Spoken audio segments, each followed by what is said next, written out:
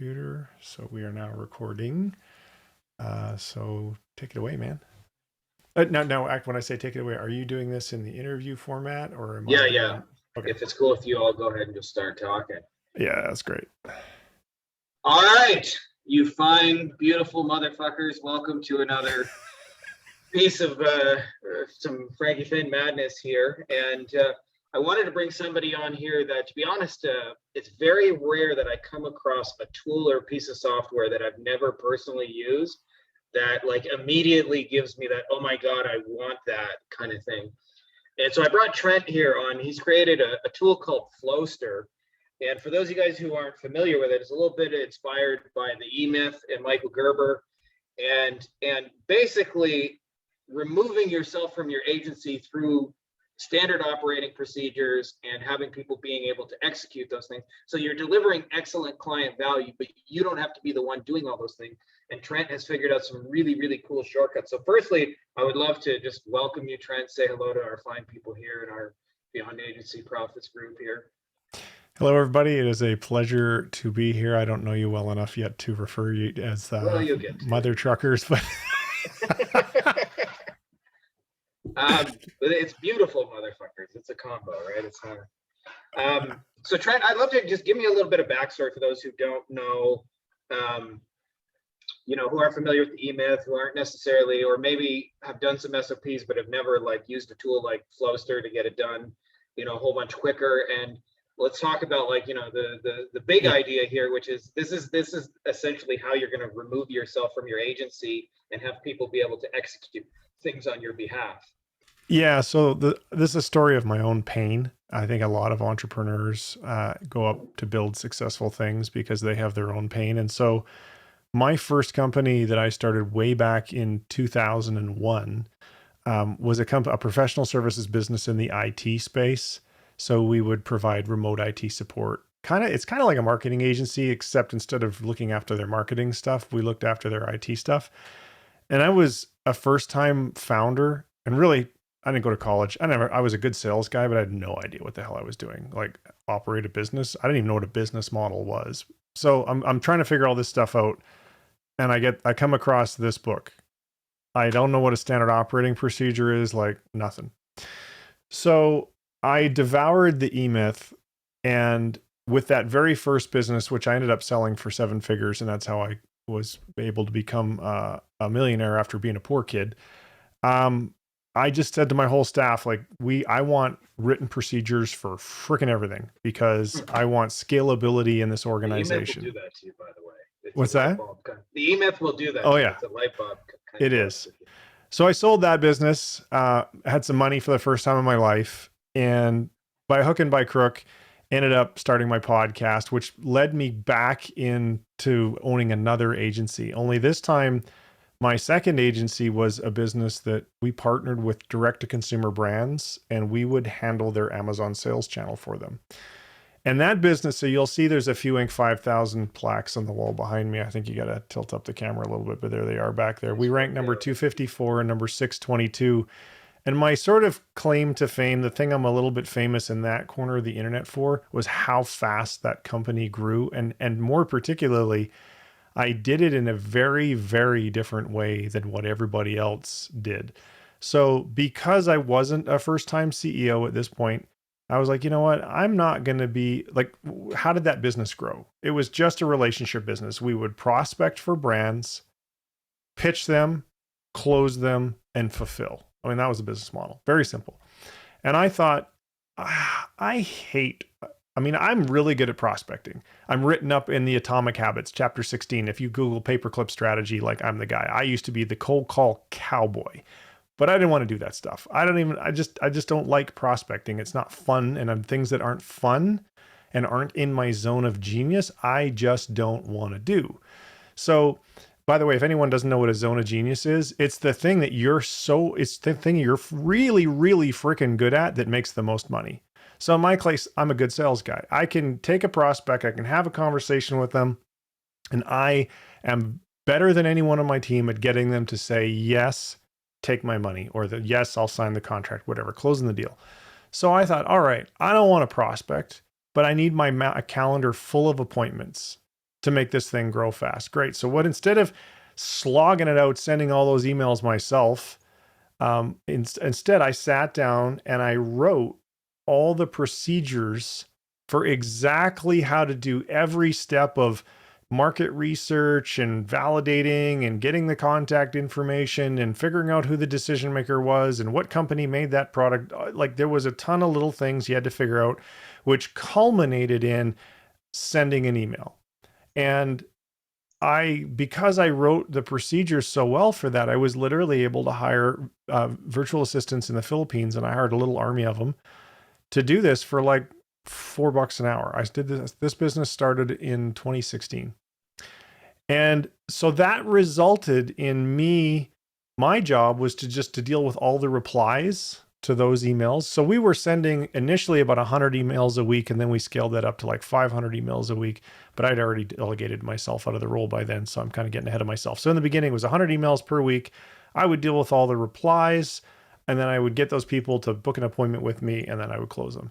And as a result, we did over $1 million in our very first year in that agency. Our 3-year growth rate was just shy of 1,700%. So and Flowster did not exist at this point in time. So my strategy worked really, really well. And then I got bored of being the closing guy. And so then I literally delegated that to somebody else. And then within 12 months, I had no day-to-day operation in the company. So the problems that I solved there were pretty significant, because if you think about typical small business owners and small agency owners, you guys are working like dogs. I mean, you're trying to fill your funnel, you're trying to do conversions, you're trying to fulfill all the client work. Like, you're trying to do so much that it's probably killing you. Like, one of the guys, this contractors that we worked with, we did some website work recently, and he did it for me.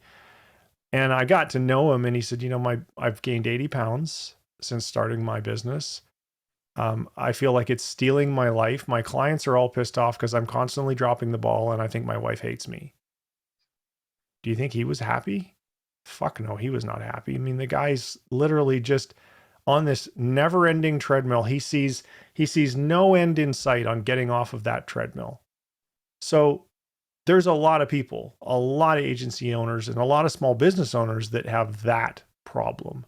And I coined this new term called the SDA mindset, and that is systems, documentation, and automation. You cannot and will not succeed if you do not adopt the mindset of those three things. So how did Flowster come to be? So I got invited, as a result of the success that we were having, I got invited to speak at this conference, and there was 500-ish people in the audience who were all running a business similar to the one that I was having all the success in. I got up on stage. I had a popular podcast, so kind of they all knew who I was. And I'm like, hey, thanks for having me. I don't have anything for sale. Get your pens out, because I'm going to fire hose you with the exact how I do what I do. And much to my surprise, and this was that life-changing event, at the end of my hour or so talk, and if people want to watch that talk, they can go to brightideas.co/213. You can literally watch a video of that talk. I was mobbed by people saying, I need what you have. I need SOPs, because I'm like what you just talked about. I am working insane hours. I'm not getting the results because I'm not doing enough prospecting. I'm not getting enough opportunities to make my pitch. And as a result, I'm not growing very fast.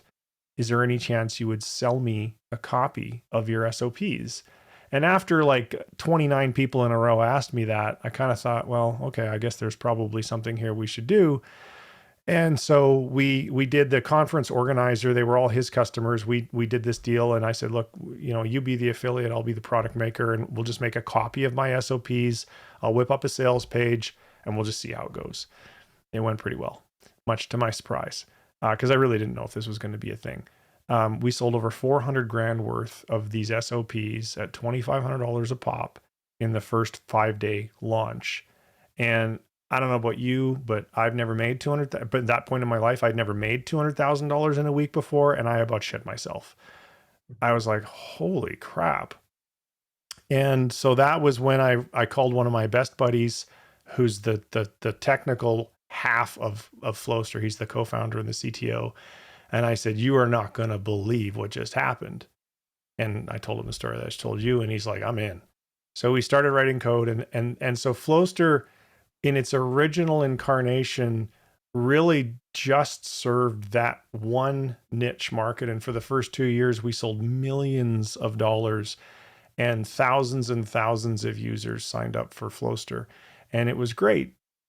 But as all things change, I got to a point where I decided, like there needs to be a bigger vision for the company than just serving this one little tiny, relatively small market. And so now over the last year, we've been evolving the platform to serve a wider range of people, solving the same problem.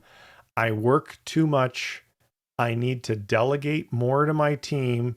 So I need to be able to train them quickly and easily and make sure that they do work the way it needs to be done according to the written procedure by the deadline.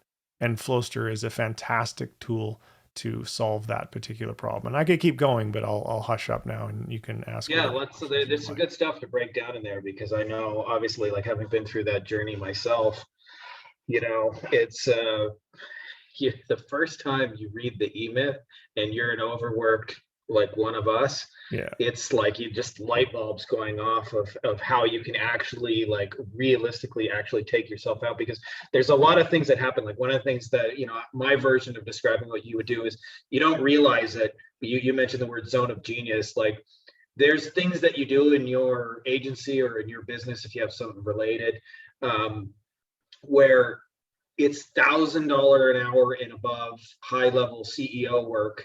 And there's often things that come very, very close to it that like are $2 an hour grunt work. So you mentioned in your case, like, yeah, you can send an email to get an appointment book, but there's a lot of research and figuring out who the decision maker is and how to reach those people. That to me is the $2 an hour grunt work, is figuring out who the person is to message. But the actual writing a meaningful message and getting an inbound thing, that's the $1,000 an hour or more CEO work. And one of the things that you kind of come to realize is that if you don't have good documentation and good instructions, it all falls on you. And then obviously, as having done this, the first time you go through this, the hardest part of it is you're already burnt out working 60, 70, 80 hours a week. And the actual act of creating those processes often in the interim period doubles the amount of time and task and things you have to do. Because now not only do you have to, meet this client deadline and get this thing done, but you have to document the steps along the way and produce a Google document or some kind of video that explains to somebody.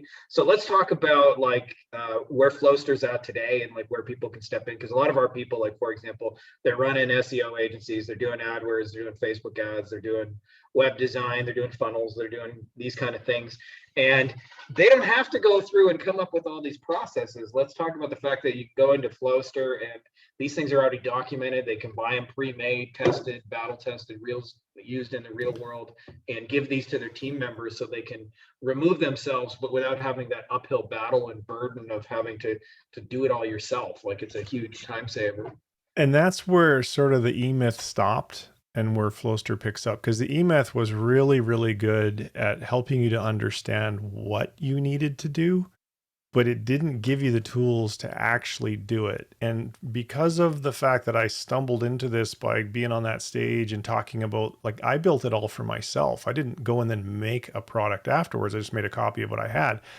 So I learned that while people will listen to you and I talk about this, or they'll read the ebook and their E-Myth and they're like, yeah, I got to get that. But they don't want to put the time into making the processes. And so right from the get-go, and this over the last year in particular is what we've been putting a huge amount of effort into, is creating, we call it the Flowster Marketplace. It's actually like Amazon. It's a two-sided marketplace. Yes, Flowster currently creates most of the templates that are in the marketplace, but we already have third parties who have found out about Flowster by one way or another coming in, and they're creating content and they're putting their templates up for sale as well. So we won't get too far down into the third party aspect of it, but so how do we help agencies and consultants? So we have I think probably the world's largest library of digital marketing focused, pre-made, yet fully customizable templates. Now we have hundreds and hundreds of these suckers in marketing, advertising, e-commerce, social, sales, SEO, lead generation, you name it.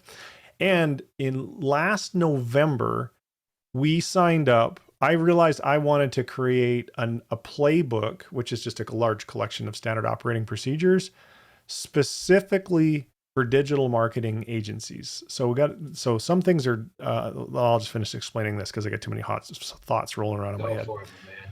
So we saw, I did a little webinar for my list, and 35 agencies said, hey, here's $900 because I made them this offer. I said, this product is not built yet, but I want to know that this thing would actually sell if I built it. So I made them a really great offer. And I said, I want you guys to work with my team and I over the next 3 or 4 or 5 months, however long it takes us, to build, it's now called the FAST Playbook. Flowster FAST Playbook stands for Flowster Agency Success Tactics. So we want to build this big playbook. And so 35 agencies said yes. So this just got finished, and we lined up 7 other industry experts in the area of marketing and operations and agency profitability. And we built this mother load of, there's about 200 SOP templates that are in this playbook in all sorts of the areas of attract, convert, fulfill, administration. If you go to flowster.app/fast, you can see the sales page on the whole thing. I'll put links for this book, by the way, below. Sure. So that's the first thing that's really, really just our library of content is really going to be useful for agencies, but this is kind of like the first dedicated playbook that we've come out with for agencies. And the cool thing, so everybody knows, is, so Flowster, we have everywhere from a free plan to an enterprise plan. Most of the templates are free. The ones that are made by Flowster are free on all of our plans. The FAST playbook is what we call a premium playbook. And if you're not on the enterprise plan, it's not free. You got to pay like a one-time fee for it. But most people who want it, they're like, why would I pay $4,000 when I can just pay a higher monthly fee and then I can get this thing? And if I don't like it, then I can just downgrade back to whatever plan I was on before. So all Flowster premium playbooks are available on the enterprise plan. So what we talked about so far is one of the 2 ways that we're making it less painful, less time consuming for agencies, solo consultants, and freelancers to create their SOPs. Can I just add something right there, Trent? Yeah. For those of you guys who have never built an entire SOP library of your entire agency start to finish, if you're a creative, like marketing and sales type, which most of us are, it's like the most soul-sucking work of your life to like write out in a Google Doc, step 1, do this, step 2, and put screenshots and highlight things. So not only are you saving folks a whole bunch of time here, but you're saving them like the most god-awful, soul-sucking work that they're probably ever going to have in their agency. So anyway, sorry, please continue. No problem. And just so people understand, before I go into talking about our Chrome extension, so don't let me forget about that. The whole difference between a video training and an SOP template is that it is so much easier to delegate work and have it done exactly the way that you want it with an SOP template. Because so let's say that you have a template for prospecting on LinkedIn. You literally in Flowster, you just assign that to your worker bee, whoever that is, and they don't need a training. The template is written in such high level of detail, broken down into step 1, do this, step 2. They literally sit there and put the ticks in the tick boxes as they do step 1, 2, 3, 4, 5, 6, 7, 8, 9, 10. When they're done, not only are they trained, but they also got work done. When you finish watching a video, how much work did you get done? Yeah, exactly. Nothing. And not only that, how do you remember every last detail in a 10 or 20-minute video? You don't. So that means you now have to rewatch the video or hit play, hit pause, hit play, hit pause. Or worse, you got to turn the video into your own SOP so that you don't have to hit play, hit pause. And so you get the idea. So these templates make it really, really easy for you to delegate work starting today. Like one of them is really popular one that we have is called inbox management. If you're tired of managing your own inbox, get a free Flowster account, get the inbox managing SOP, give it to your VA tomorrow. You're done managing your inbox. Literally, you're done tomorrow. It's that simple. So now the Chrome extension. So the template library or the template marketplace solves half the problem. hey, I need an SOP template. Let's go to the template library and see if I can find one that is either exactly what I want or pretty darn close to what I want. And then I'll hit the edit button. I can customize it in whatever way that I like. But what if you can't find one? What if the thing that you want to create one for is not in the template library? So before our Chrome extension, which is still in beta, by the way, so it's a little rough around the edges, I'd ask everyone to take it with a grain of salt. It's very early release. Prior to the Chrome extension, you could log into Flowster and you could say, well, okay, you drag the image widget onto the canvas, and then you take a screenshot and you put it in the image widget, and then you like, I want a text widget. So then you put the text widget on there and you type in the text, and you get the idea. It's basically paint by numbers. Works very well, but it's kind of slow. So the Chrome extension takes the pain out of this and allows you to create your SOPs on the fly, kind of like Loom, but it ain't making a video. So with Loom, you hit record, you do the thing on your screen, and when you're done, you've got a video. But as I already covered, video kind of sucks. And there's a whole bunch more reasons why video sucks, but I won't get into that unless you want me to. With our extension, it's capturing every click you take. Every click you take. I should make like an ad around that. Yeah, we definitely, we're starting a band after this interview. Anyway, so as you're doing the thing and you're clicking here and you're clicking there and you're typing here and you're clicking there, every time you click or type, the capture extension is taking a screenshot of what you just did and where you clicked and building your SOP template on the fly for you. Now, it's technically a separate product from Flowster, so you can have one or the other. You don't have to have both. They are individual logins. You could use your same name and password for both, but just because you created an account in one doesn't mean the account got created in the other. I just want people to understand that. Yeah. And currently, so you could just use the Chrome extension without using Flowster. You're not going to get as good of an experience as using Flowster, but sure better than nothing. But where our developers are still writing code is currently, so you can make a thing with the Chrome extension, and then there's a little button that says copy. And then you can go into a screen, and this is the totally not intuitive part, which is why I'm taking some time to explain it. Open up an empty template and literally put your mouse anywhere on the screen and just hit paste, and it'll drop all the stuff that you just captured into that template. That's not a very good way to do it. When we get out of beta, there'll be a nice button. It'll say import into Flowster. You click the button and, it'll be a way more intuitive experience. And that's why I'm saying it's in beta. It's in beta. If you try it out for the first time and you're like, wow, this thing's rough around the edges, because it's in beta. And when are we recording this? May. So I don't think it's going to be out of beta till, I don't know, late June, something like that. Anyway. Can I just interject a little bit here and tell our folks why what you just told them is so incredibly useful if they've never been through that experience? Because usually by the time you realize you need SOPs and processes and you need to start getting organized that way, you're at the bare minimum already at 40 hours a week. You're probably more like 50, 60, 70, yep, even 80 hours a week. And so one of the biggest things you lack is the time to actually create the SOPs that will free you up to do the things that you like, like you said, either focus in your zone of genius, or you can take this to the extreme if you want to and remove yourself entirely from your agency. And the other thing too is that I found in doing so, that what gets forgotten in this is you develop a way better service or product for your clients because it becomes consistent, because it doesn't require you and your constant effort to be selling and delivering and moving all the pieces and wear all the hats and those kind of things. And so one of the things that really, really sucks is when you're at 80 hours a week and you need to create SOPs, but even just the 20 minutes it slows you down, you don't have time to do. So having like a tool like you just described that can actually create the SOP on the fly. And obviously you mentioned it's not perfect and there's still bugs being worked out in the beta version, but not having to do anything separate from what you're already doing. Like you said, you're prospecting on LinkedIn and you just go ahead and prospect and you go through and it records that and you can dump that into a document.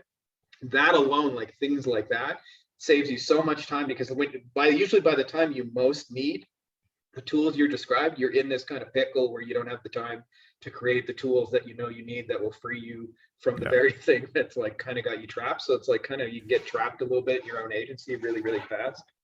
Ask me how I know.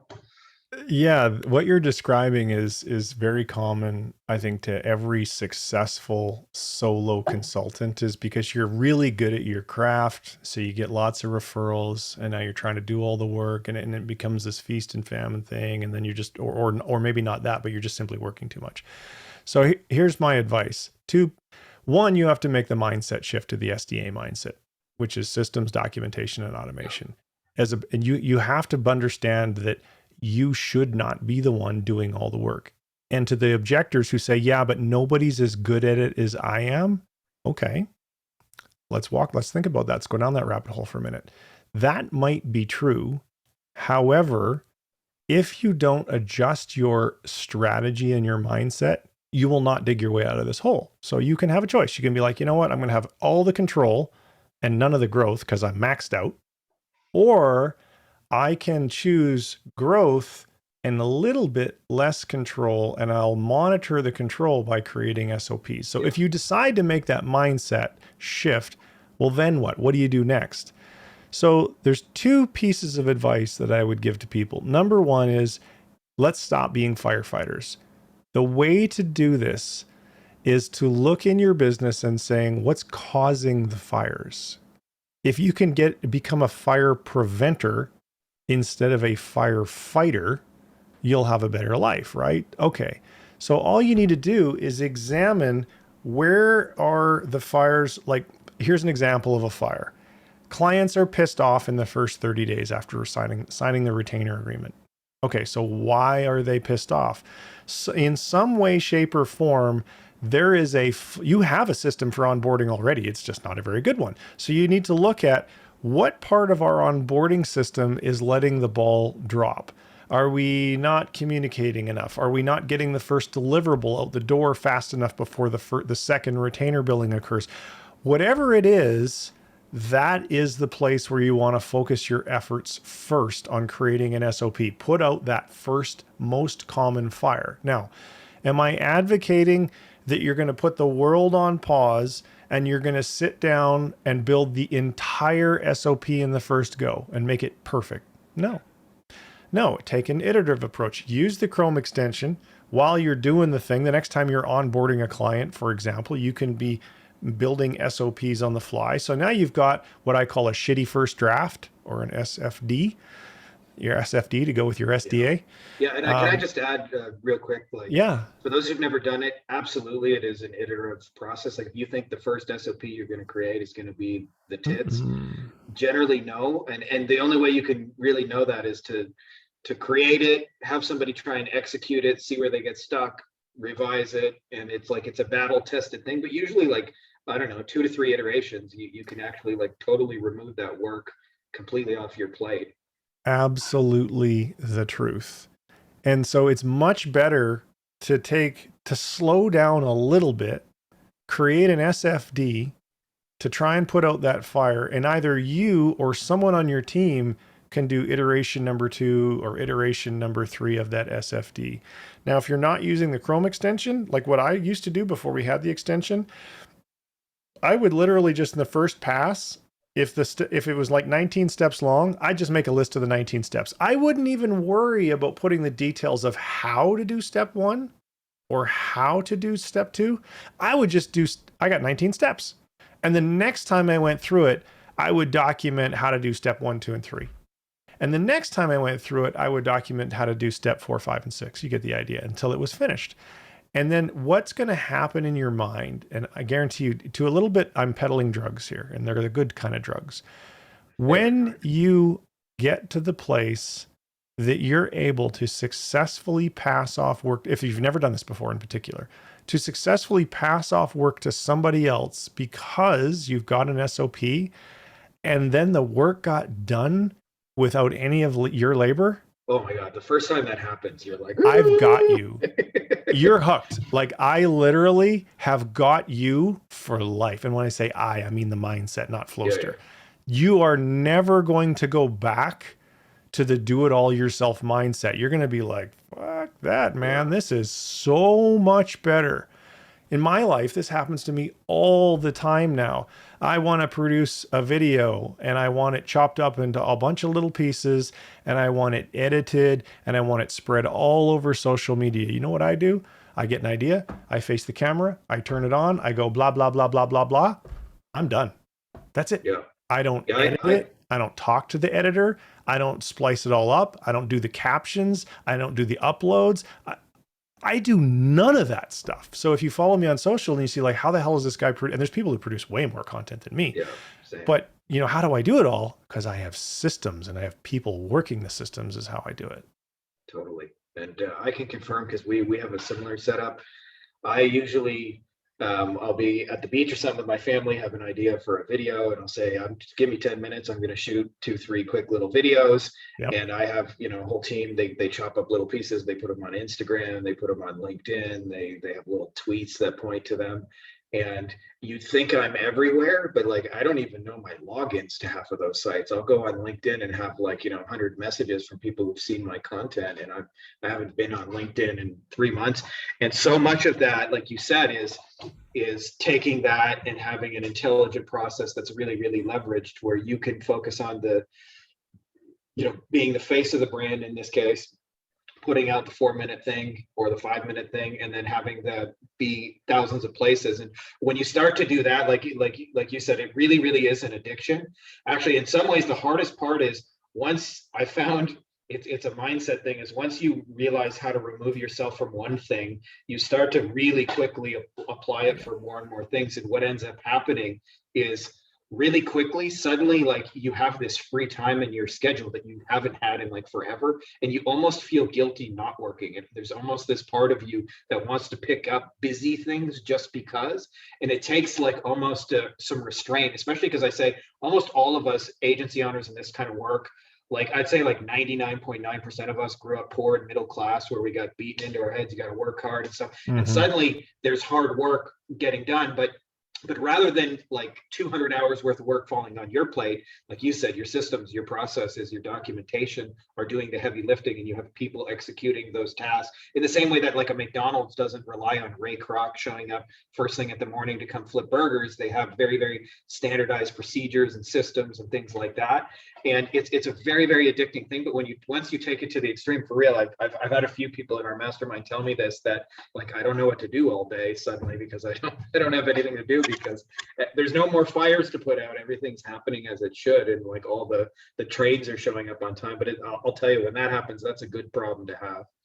Yeah. And this, I mean, I have lived that example, that agency that I told you about that we started in 2016 to sell, to partner with brands that sell on Amazon. I worked in that business for 12 months only. I've not worked in it since. And we are now under escrow or in escrow to sell that to somebody else for a high 6 figures. For a business that I worked in for 12 months, got a paycheck out of for 6 years, and a nice high 6-figure exit. That's a pretty sweet deal. Yeah.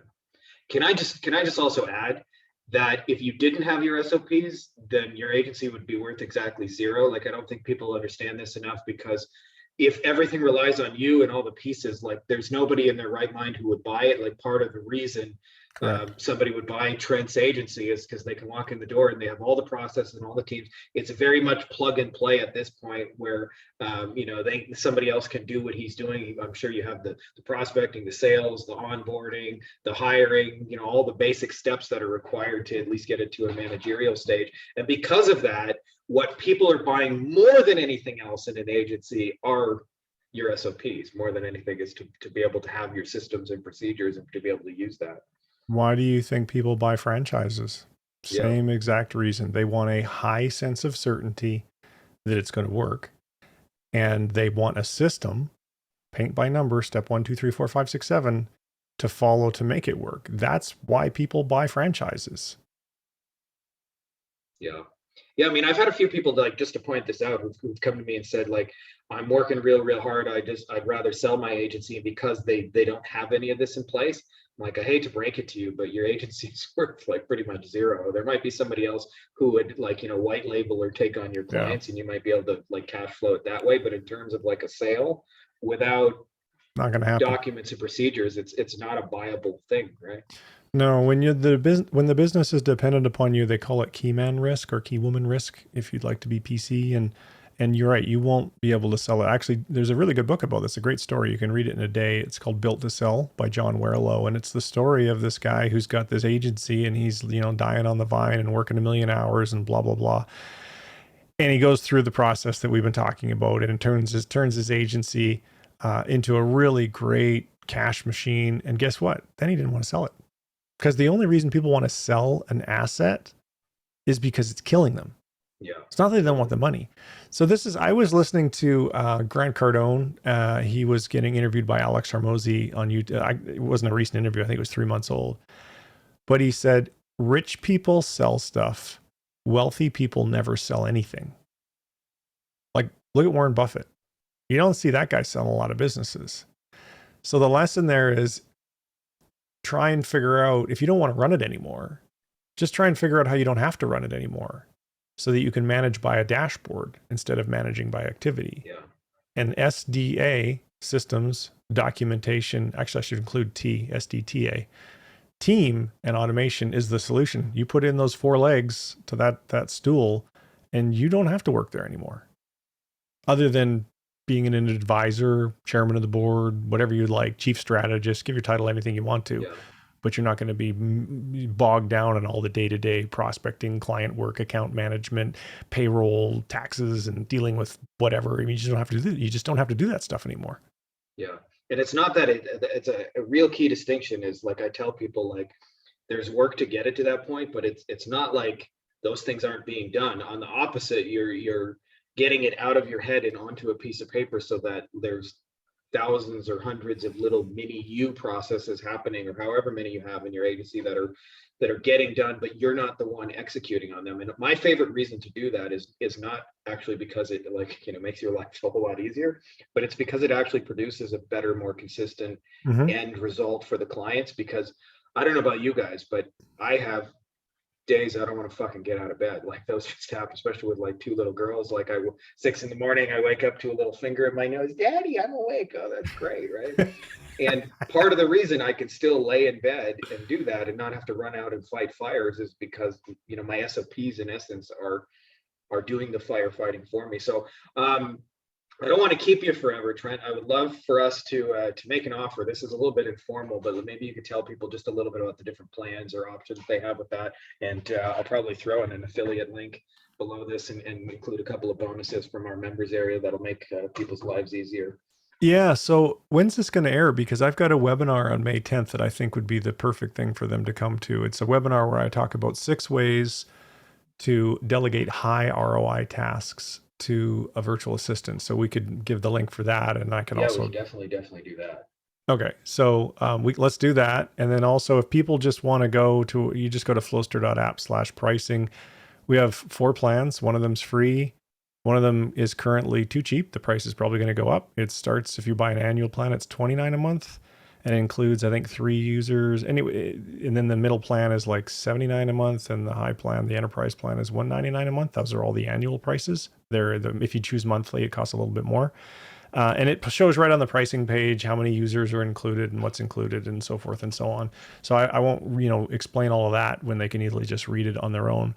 But I really do think that to make the transition from, hey, I'm the struggling entrepreneur doing it all myself, especially if you haven't read the E-Myth or any of the books that are like the E-Myth, you sort of need to work on the mindset shift first before you worry about tactics and what software to choose and so forth. Yeah, totally. And on that webinar, I'll be pretty transparent. The call to action on that webinar is a $49 masterclass. We're going to, on June 1st, that's the date that unless it could change, but as of this moment, it's June 1st.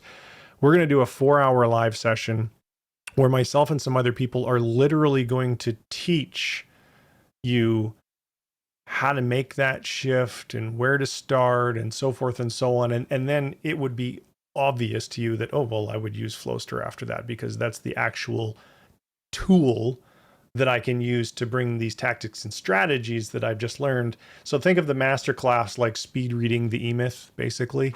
We're going to put a lot of effort into helping people understand what to do and why they need to do it. And then the Flowster and the SOP library and the Chrome extension, that's all the how to do it. Yeah, I'm definitely with you on that.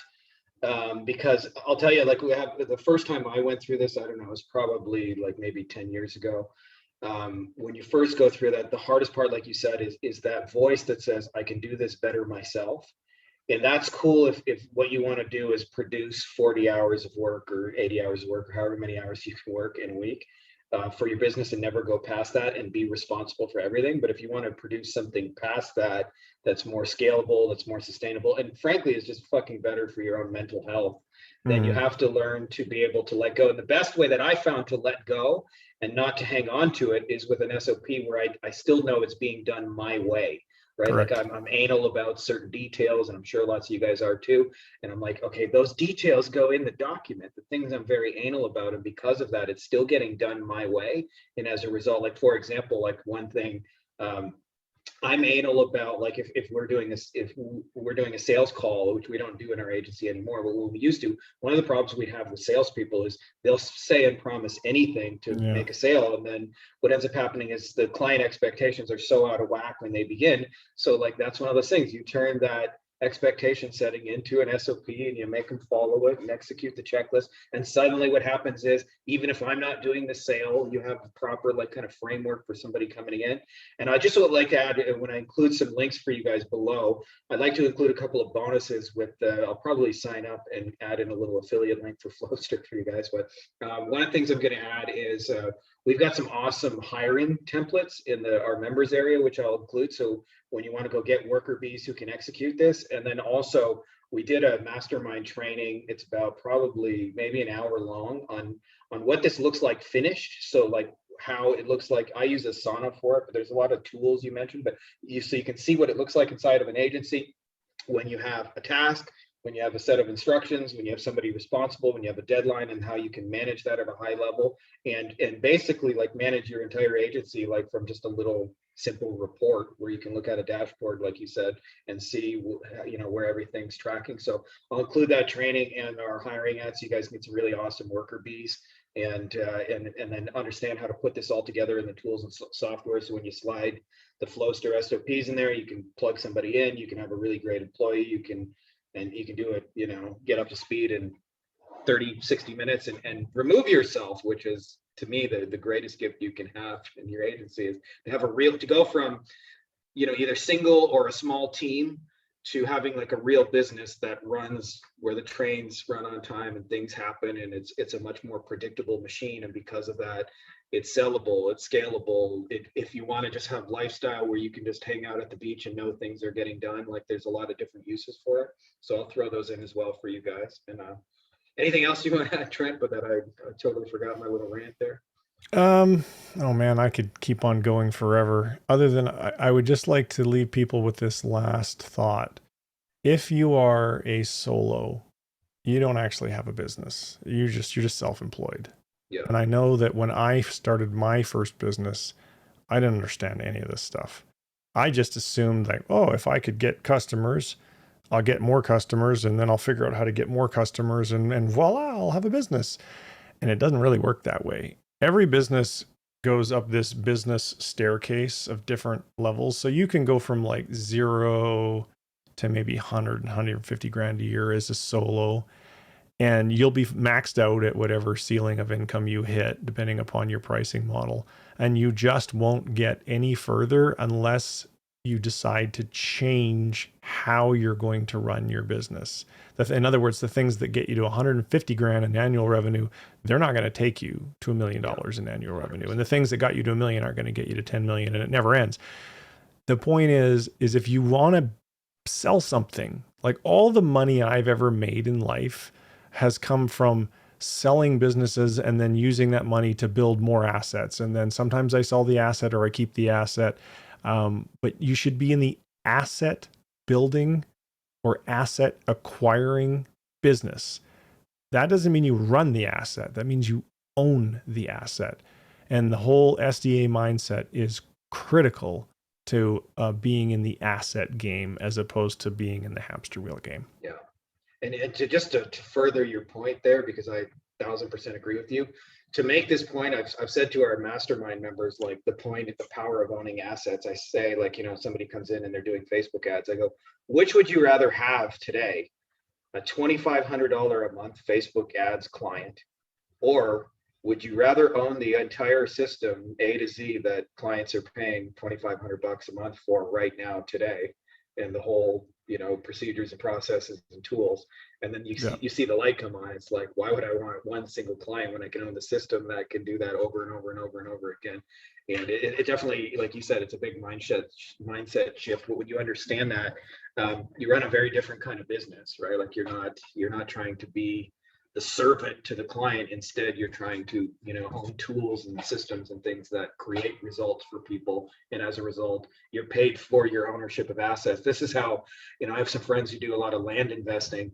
The land does the work, right? Like the asset does the work, not they don't run out the door to go rake the dirt to get paid, right? Like I think I actually have my gardener. I think I heard him outside just a minute ago, and he literally gets paid to rake the dirt. But would you rather get paid to rake the dirt or to own the dirt and lease the dirt? So that's like, another mindset. I will put links, by the way, for all you guys who are doing this, to Flowster, to the app you mentioned, as well as Trent's webinar, which I'm probably going to be on now. If I can, if you said on the 10th, I'm most likely will be there.